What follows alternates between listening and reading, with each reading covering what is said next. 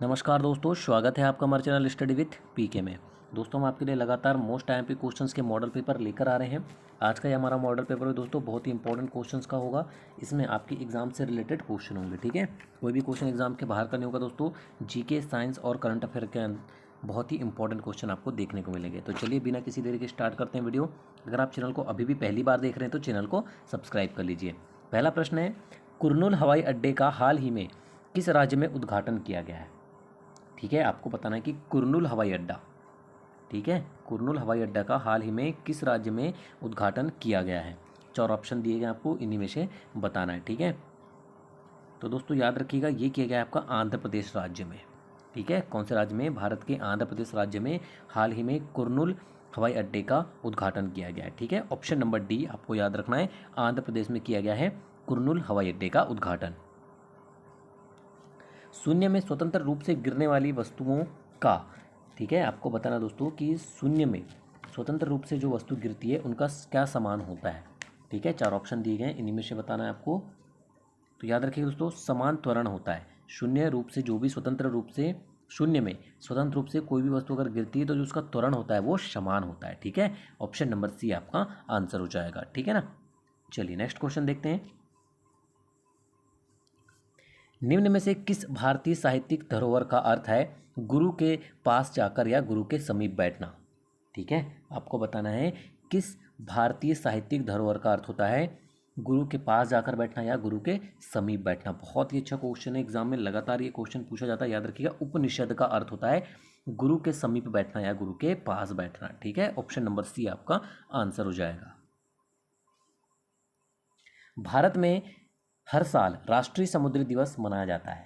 अब आपको बताना है कि भारत में हर साल जो है राष्ट्रीय समुद्री दिवस किस दिन मनाया जाता है, ठीक है, किस तारीख को मनाया जाता है। तो याद रखिएगा 5 अप्रैल को मनाया जाता है।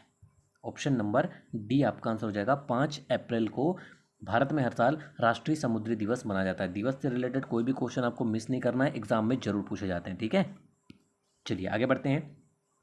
जड़त्व आघूर्ण व कोणीय त्वरण का गुणनफल होता है, ठीक है। आपको बताना है जड़त्व आघूर्ण और कोणीय त्वरण का गुणनफल होता है। दिए गए ऑप्शन में से बताना है आपको कौन सा होता है, ठीक है। तो याद रखिएगा दोस्तों, टार्क काफ़ी बार एग्जाम में पूछा जाता है कि जड़त्व आघूर्ण और कोणीय त्वरण का गुणनफल होता है, तो आपको याद रखना है टार्क। या इस प्रकार से पूछा जाता है कि टार्क जो होता है वो किन किन का गुणनफल होता है, ठीक है। आपको ऑप्शन में दिया रहेगा जड़त्व आघूर्ण और कोणीय त्वरण, तो आपको पहचानना है और आंसर लगाना है, ठीक है।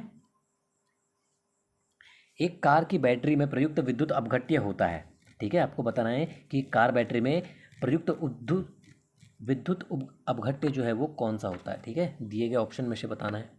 तो याद रखिए दोस्तों, एक कार बैटरी में जो प्रयुक्त विद्युत अपघट्य होता है वो सल्फ्यूरिक एसिड होता है, ठीक है, H2SO4। ऑप्शन नंबर बी में जो दिया गया है आपको, सल्फ्यूरिक अम्ल एक कार बैटरी में प्रयुक्त विद्युत अपघट्य होता है, ठीक है। ऑप्शन नंबर बी आपका आंसर हो जाएगा। नेक्स्ट क्वेश्चन देखते हैं क्या है। किस शासक ने बौद्धों के लिए विख्यात विक्रमशिला विश्वविद्यालय की स्थापना की थी? बहुत अच्छा क्वेश्चन है, एग्जाम के लिए काफ़ी बार पूछा भी गया है। तो याद रखिएगा, जिस शासक के द्वारा बौद्धों के लिए विख्यात विक्रमशिला विश्वविद्यालय की स्थापना की गई थी वो है धर्मपाल, ठीक है। किनके द्वारा की गई थी? धर्मपाल के द्वारा। ऑप्शन नंबर बी आपका आंसर हो जाएगा, धर्मपाल, ठीक है। चलिए नेक्स्ट क्वेश्चन देखते हैं फिर। निम्नलिखित में से किसने 2020 का एशियन ट्यूरिंग पुरस्कार जीता है, ठीक है। दिए गए ऑप्शन में से बताना है कि 2020 का एशियन ट्यूरिंग पुरस्कार किसके द्वारा जीता गया है या किसने जीता है। याद रखिएगा, अल्फ्रेड वी अहो, ठीक है। ऑप्शन नंबर ए आपका आंसर हो जाएगा, अल्फ्रेड वी अहो ने जीता है 2020 का एशियन ट्यूरिंग पुरस्कार, ठीक है। चलिए फिर नेक्स्ट क्वेश्चन देखते हैं। महासागरों में उठने वाले ज्वार भाटा का कारण है। आपको बताना है कि महासागरों में जो ज्वार भाटा उठता है उसका कारण क्या है, ठीक है। तो याद रखिएगा, चंद्रमा का प्रभाव। ऑप्शन नंबर ए आपका आंसर हो जाएगा। चंद्रमा का प्रभाव जो है महासागरों में उठने वाले ज्वार भाटा का कारण होता है। काफ़ी बार साइंस के अंतर्गत ये क्वेश्चन पूछा जाता है, ठीक है, याद रखिएगा। और भूगोल के अंतर्गत भी पूछा जाता है, सॉरी, भूगोल के अंतर्गत ये क्वेश्चन आपको पूछा जा सकता है। किस शासक की उपाधि कुणिक थी, ठीक है। आपको बताना है कि वो कौन सा शासक था जिसकी एक उपाधि थी कुणिक, ठीक है। दिए गए ऑप्शन में से बताना है आपको। तो दोस्तों जो अजात शत्रु थे, ठीक है, वह शासक कौन था? अजात शत्रु, जिसकी जो उपाधि थी वो कुणिक थी, ठीक है। दिए गए ऑप्शन में से आपका आंसर क्या हो जाएगा? ऑप्शन नंबर ए, अजात शत्रु, ठीक है। किसी अपारदर्शी वस्तु का रंग उस रंग के कारण होता है जिसे वह, ठीक है, आपको बताना है कि कोई भी जो अपारदर्शी वस्तु होती है उसका जो रंग होता है वो उस रंग के कारण होता है जिसे वे परावर्तित नहीं करती है, ठीक है। बहुत अच्छा क्वेश्चन है साइंस के लिए, अक्सर एग्जाम में देखने को मिलता है ये क्वेश्चन आपको, कि किसी अपारदर्शी वस्तु का रंग उस रंग के कारण होता है जिसे वह परावर्तित नहीं करती है, ठीक है। ऐसे क्वेश्चन दोस्तों एग्जाम में अक्सर पूछे जाते हैं और आपको मार्क्स दिलाते हैं, ठीक है, अगर आप सही करते हैं आंसर। एक आदर्श वोल्ट मीटर का प्रतिरोध होता है, काफ़ी बार एग्जाम में पूछा जाता है साइंस के अंतर्गत, ठीक है, याद रखिएगा, काफ़ी स्टूडेंट्स को पता भी होगा इसका आंसर। एक आदर्श वोल्ट मीटर का जो प्रतिरोध होता है वो अनंत होता है, ठीक है ना। ऑप्शन नंबर डी आपका आंसर हो जाएगा, अनंत। प्राचीन काल में आदि मानव अपना भरण पोषण अखरोट के रूप में करते थे, यहाँ अखरोट शब्द का अर्थ है, ठीक है, आपको बताना दोस्तों कि प्राचीन काल में जो आदि मानव थे वो अपना भरण पोषण जो है वो अखरोट के रूप में करते थे, ठीक है। यहाँ अखरोट शब्द का जो अर्थ है दोस्तों वो शिकारी से है, ठीक है, याद रखिएगा। ऑप्शन नंबर बी आपका आंसर हो जाएगा, शिकारी के रूप में अपना भरण पोषण करते थे, ठीक है, शिकार करते थे और अपना भरण पोषण करते थे, तो याद रहेगा आपको। चलिए नेक्स्ट क्वेश्चन की ओर बढ़ते हैं। वैज्ञानिक अनुसंधान के लिए 30वें जीडी बिरला पुरस्कार के लिए किसे चुना गया है, ठीक है, आपको बताना है वैज्ञानिक अनुसंधान के लिए 30वें जीडी बिरला पुरस्कार के लिए किसे चुना गया है। दिए गए ऑप्शन में से जो आपको याद रखना है दोस्तों, सुमन चक्रवर्ती का नाम याद रखना है, ठीक है। ऑप्शन नंबर डी आपका आंसर हो जाएगा, सुमन चक्रवर्ती को चुना गया है 30वें वैज्ञानिक अनुसंधान के लिए 30वें जीडी बिरला पुरस्कार के लिए, ठीक है। नेक्स्ट क्वेश्चन देखते हैं। माध्यम के तापमान में वृद्धि के साथ प्रकाश की गति, ठीक है, आपको बताना है कि माध्यम के तापमान में जो वृद्धि होती है तो उसके साथ जो प्रकाश की गति होती है ये भी बढ़ती है। ऑप्शन नंबर ए आपका आंसर हो जाएगा, ठीक है। नेक्स्ट क्वेश्चन देखते हैं आगे समझ में। माध्यम के तापमान में वृद्धि के साथ प्रकाश की गति बढ़ती है। भारत में पूजित पहली मानव प्रतिमा किसकी थी, ठीक है, आपको बताना है भारत में पूजित पहली मानव प्रतिमा किसकी थी। काफ़ी बार एग्जाम में पूछा जाता है ये क्वेश्चन, गौतम बुद्ध का नाम याद रखना है। ऑप्शन नंबर ए आपका आंसर हो जाएगा, गौतम बुद्ध, ठीक है, भारत में पूजित पहली मानव प्रतिमा थी। ऑप्शन नंबर ए आपका आंसर हो जाएगा, ठीक है। निम्नलिखित में से किस महाद्वीप को महाद्वीपों का महाद्वीप कहा जाता है। बहुत अच्छा क्वेश्चन दोस्तों, अक्सर एग्जाम में ये क्वेश्चन देखने को मिलेगा आपको कि वह कौन सा महाद्वीप है जिसे महाद्वीपों का महाद्वीप कहा जाता है दोस्तों, तो याद रखिएगा एशिया महाद्वीप। ऑप्शन नंबर डी आपका आंसर हो जाएगा, एशिया महाद्वीप को महाद्वीपों का भी महाद्वीप कहा जाता है, ठीक है ना, याद रखिएगा।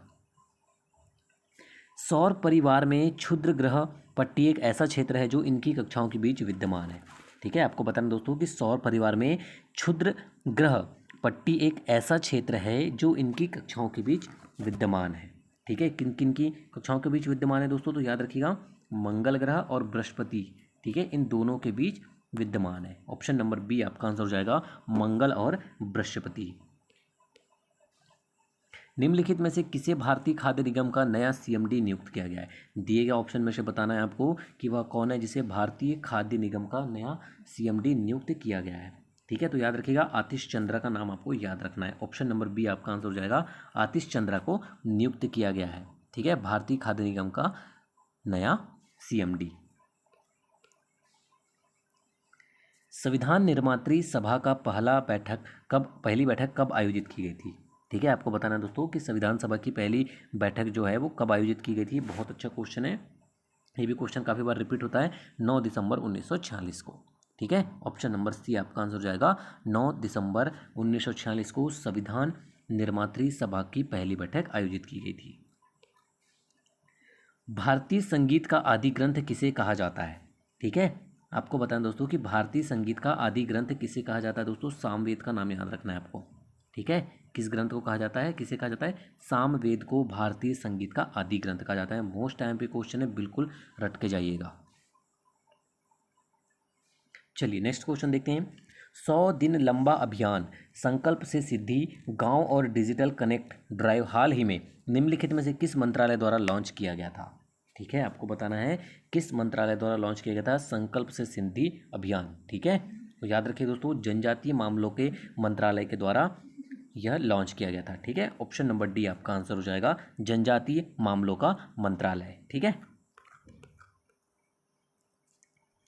जब कोई शिलाखंड दबाव व कठोरता के कारण परतदार शैल में बदल जाता है तो उसे कहते हैं, ठीक है, आपको बताना है कि जब कोई शिलाखंड दबाव व कठोरता के कारण परतदार सेल में बदल जाता है तो उसे क्या कहते हैं दोस्तों, अवसादी सेल कहा जाता है। ठीक है ना, ऑप्शन नंबर ए आपका आंसर हो जाएगा, अवसादी सेल। मीथेन जिसके वायुमंडल में उपस्थित है वह है, ठीक है, आपको बताना है कि मिथेन जिसके वायुमंडल में उपस्थित है वह ग्रह कौन सा है। तो दोस्तों काफ़ी बार एग्जाम में पूछा जाता है, तो याद रखिएगा बृहस्पति ग्रह है, ठीक है, जिसके वायुमंडल में मीथेन उपस्थित है। ठीक है, नेक्स्ट क्वेश्चन देखते हैं, निम्नलिखित में से कौन महिंद्रा एंड महिंद्रा के प्रबंध निदेशक और सीईओ के रूप में कार्यभार संभालेंगे। ठीक है, दिए गए ऑप्शन में से बताना है कि वो कौन है जो महिंद्रा एंड महिंद्रा के प्रबंध निदेशक और सीईओ के रूप में कार्यभार संभालेंगे। तो दोस्तों याद रखिएगा अनिश शाह। ठीक है, ऑप्शन नंबर ए आपका आंसर हो जाएगा, अनिश शाह संभालेंगे। बांग्लादेश ने अपनी आज़ादी के 50 साल पूरे होने पर जश्न मनाया। ठीक है, आपको बताना है कि जो बांग्लादेश है, ठीक है, इन्होंने अपने आज़ादी के 50 साल होने पर दोस्तों याद रखिएगा 26 मार्च को, ठीक है, 26 मार्च को जश्न मनाया। ठीक है, कितने साल पूर्ण होने पर, 50 साल पूर्ण होने पर। ठीक है, ऑप्शन नंबर डी आपका आंसर हो जाएगा। निम्नलिखित में से किस महासागर की प्रमुख विशेषता प्रवाल भित्ति है। ठीक है, आपको दिए गए ऑप्शन में से बताना है कि वो कौन सा महासागर है जिसकी प्रमुख विशेषता प्रवाल भित्ति है। तो याद रखिएगा ऑप्शन नंबर ए, प्रशांत महासागर। ठीक है, ऑप्शन नंबर ए आपका आंसर हो जाएगा, प्रशांत महासागर की प्रमुख विशेषता है प्रवाल भित्ति। ठीक है, तो वीडियो को अंत तक देखने के लिए धन्यवाद दोस्तों। वीडियो पसंद आया तो लाइक और शेयर जरूर कीजिएगा।